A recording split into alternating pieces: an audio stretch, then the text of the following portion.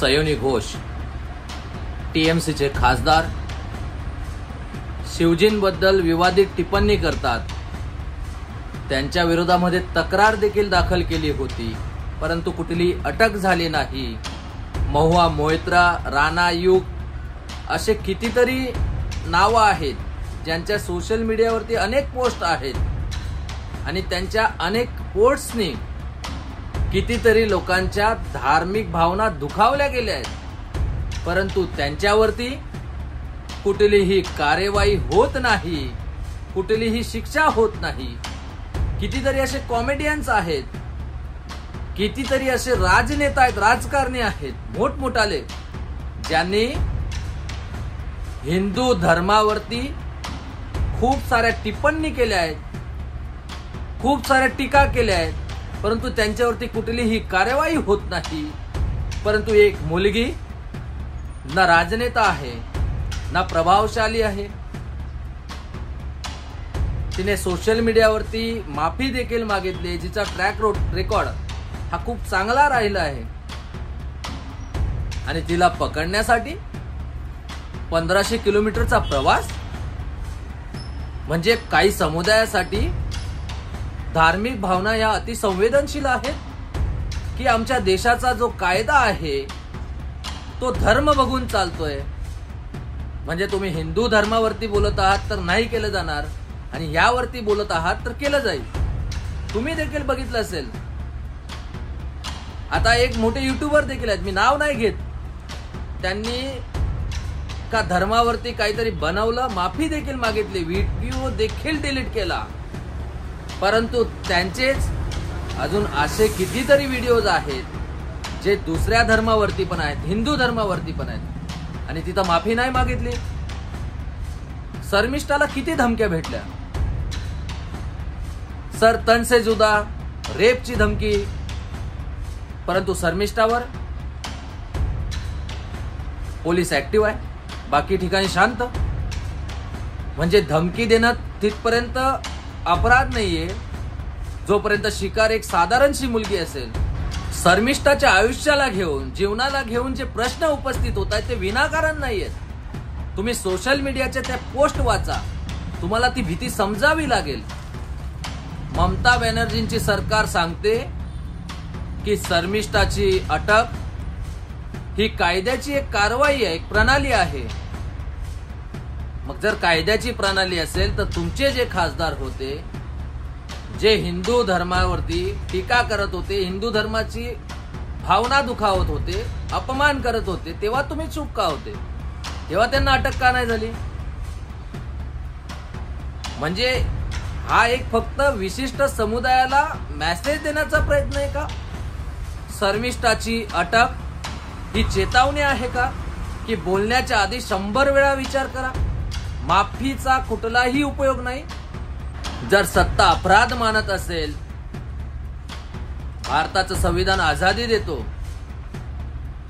आम्ही पुन्हा पुन्हा हे सांगत आलोय की भारतामध्ये जी आझादी भेटते त्याची एक सीमा असायला हवी।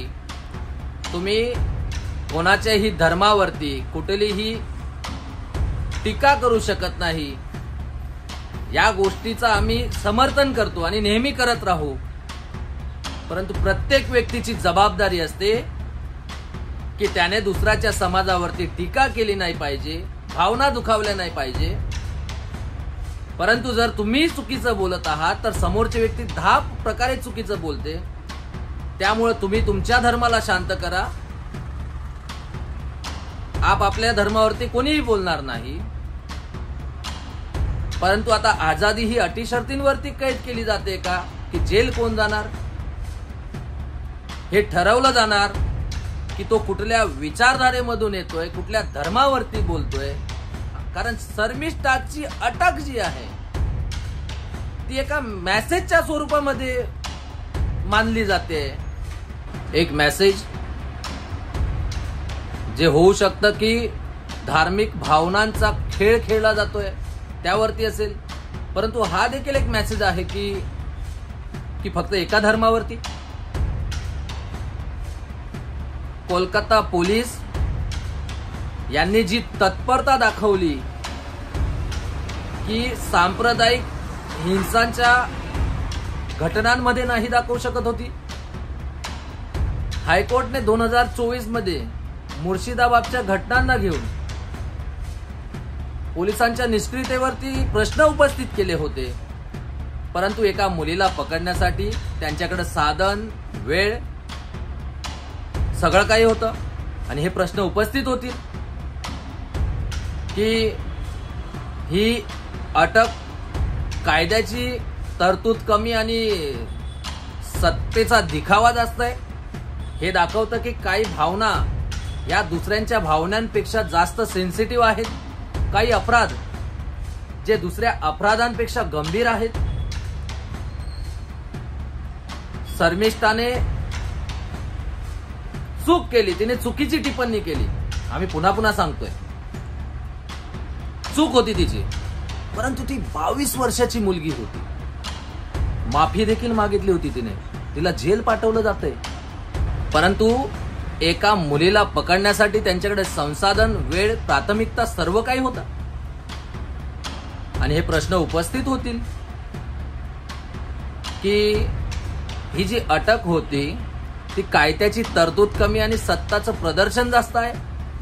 हे दाखवतंय की काही भावना ह्या दुसऱ्या भावनांपेक्षा जास्ती आहेत, काही अपराध हे दुसऱ्या अपराधांपेक्षा जास्त गंभीर आहेत.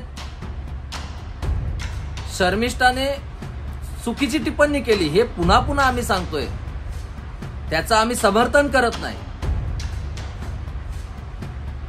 परंतु ती एक 22 वर्षाची मुलगी होती. माफी देखील मागितली होती तिने, तिला जेलमध्ये पाठवलं जातंय. तिला धमकी देणाऱ्यांचं काय? काय संविधान फक्त धार्मिक भावनांची रक्षा करतं की कोणाच्या जीवाचं आणि गरिमाचं? शर्मिष्ठाचे कितीतरी नग्न फोटो बनवले गेले, एक पोस्ट वरती सक्ती आहे, परंतु धमक्यांवरती शांत आहेत. हा देखील न्याय नाहीये. हे फक्त शर्मिष्ठासोबत अन्याय नाहीये, तर त्या हजारो मुलींसोबत अन्याय आहे ज्या ऑनलाईन धमक्यांचा शिकार होतात.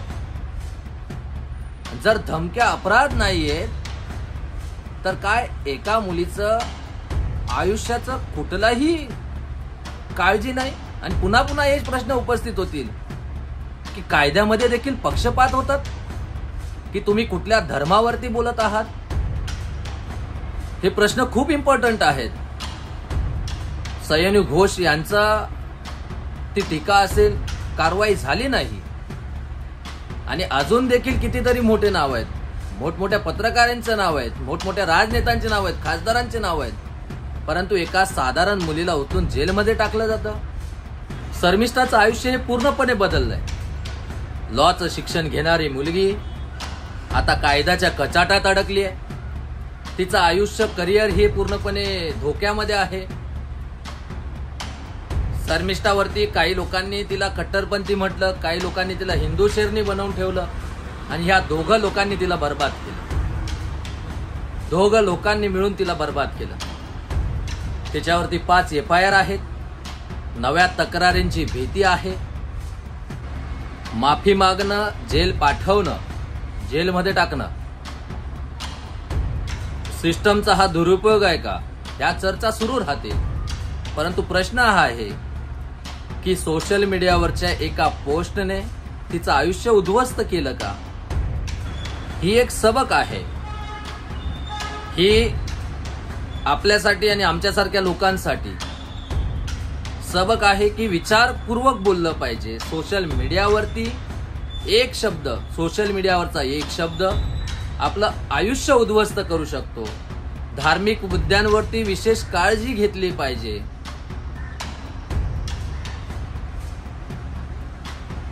गर्दी आणि सत्तेच्या दबावाखाली इथे खूप मोठं राजकारण होत असतं. त्यामुळं सोशल मीडियावरती कुठलीही पोस्ट टाकताना किंवा कुठलंही वक्तव्य करताना विशेष खबरदारी घेतली पाहिजे, काळजी घेतली पाहिजे. सोशल मीडियावरचा एक शब्द आपलं संपूर्ण आयुष्य उद्ध्वस्त करू शकतो. धार्मिक मुद्द्यांवरती विशेष काळजी घ्या. धार्मिक मुद्द्यांवरती बोलताना काळजी घेतली पाहिजे आणि ही एक सबक आपल्याला या गोष्टीमधून मिळते. जय हिंद, जय भारत, वंदे मातरम.